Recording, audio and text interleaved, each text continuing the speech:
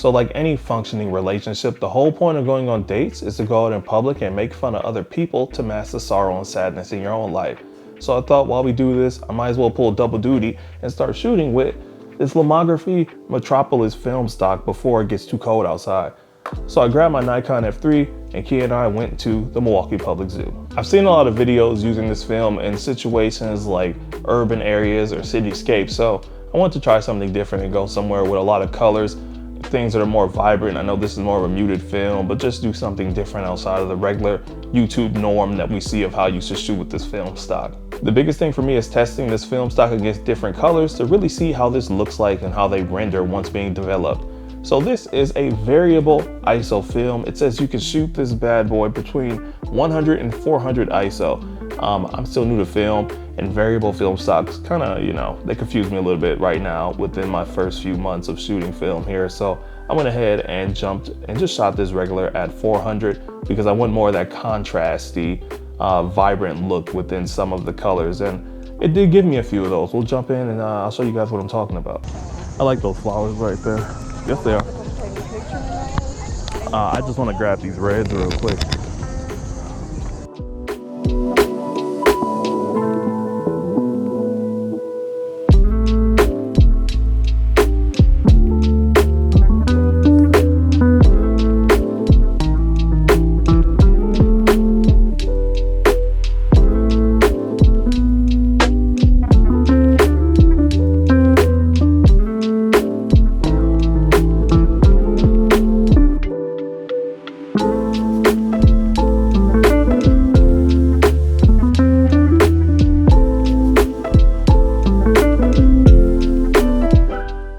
As you see with the picture of the flamingos, this film stock gives you beautiful grain, lots of contrast, and a bunch of desaturated colors, which look really, really good. And it gives it that edgy feel to your photo. I took a lot of pictures of trees and different greenery, landscape shots at the zoo because I wanted to see how much of the tones of the greens looked once it was developed in regular C41.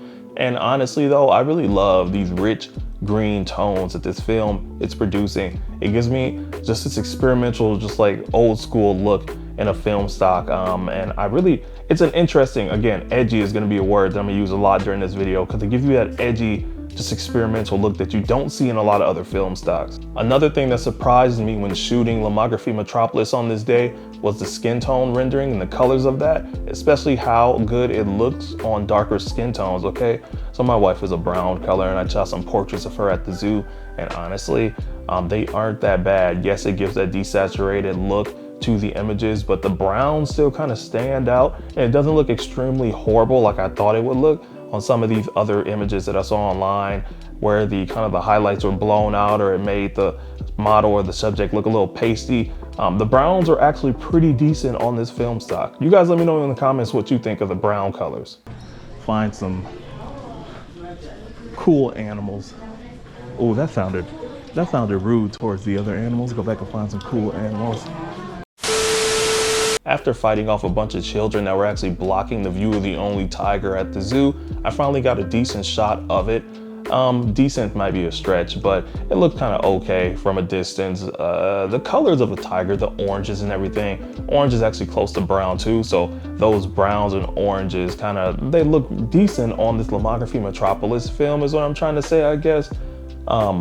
I wish I could have got different shots of the tiger. I wish I also didn't get a shot of it behind a glass, but unfortunately, there's not going to be open tiger cages for various reasons, right? Even though I haven't had a soda in about 12 something years now, I thought it'd be cool to take a picture of these Pepsi machines sitting right here with all the greens in the background. And I was right. It's not an overly cool or outstanding photos, but I do like the cool tones of the blue, right? The blue colors on the Pepsi machines, as well as just those rich, deep green tones that you're seeing from the leaves in the background.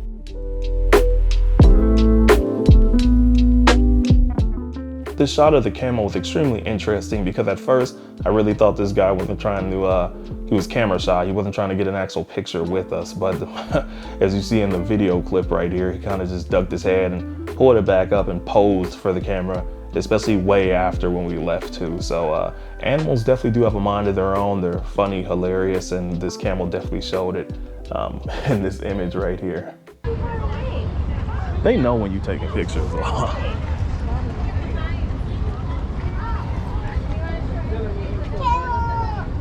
Please smile at the camera.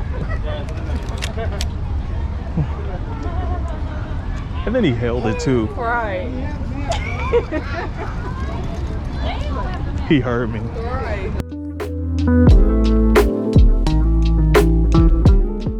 So one of my favorite shots of the day, there was a bunch of trees and the sun was seeping through some of the trees, creating like this nice hazy, foggy effect. I wish there weren't any people in the way during this shot, but still, I just like the way it captured all of it with the fog and how misty kind of like it looks at the top. I enjoy this shot a lot too.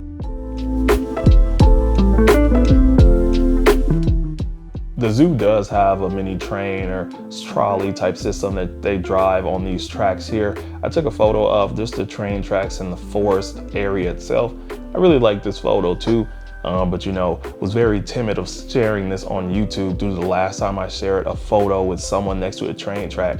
The photography community ate me up. So, you know, hopefully because this is the Milwaukee Public Zoo and no one was hurt or endangered during this shot, you can just enjoy it for what it is and we'll go about our business that way. If not, who gives a shit?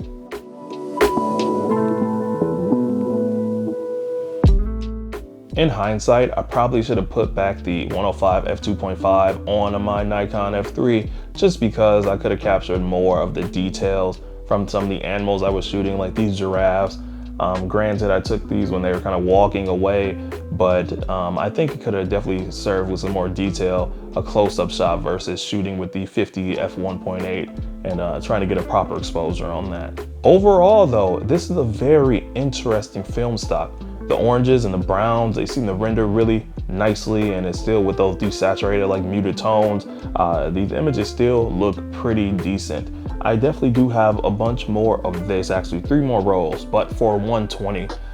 Why did I buy that? I don't know. Maybe I just wanted to see what it looks like on 35mm and 120. So I'll definitely probably take this out once again, but for my Mamiya, and get some shots on it with some people and just some scenery outside. Maybe I will do the urban area since I went to more of a colorful location this time, and just kind of do some more stress testing on it to see what the images look like before it gets a little bit too cold outside, because it is fall now. And again, the greens, extremely rich. The tones of the greens were just super deep. I enjoyed just that like dark, contrasty, punchy, colorful, vibrant. I just said a bunch of descriptive words there, but overall I enjoy like that vibrant, punchy, contrasty look within the tones of the greens from this Lomochrome Metropolis, and it makes the images look quite good. They stand out a little bit more when you're shooting a subject or just shooting greenery using this film stock. As always guys, thank you so much for watching. If you enjoyed the video, make sure to leave a big thumbs up. If you didn't, make sure to click the thumbs up button twice,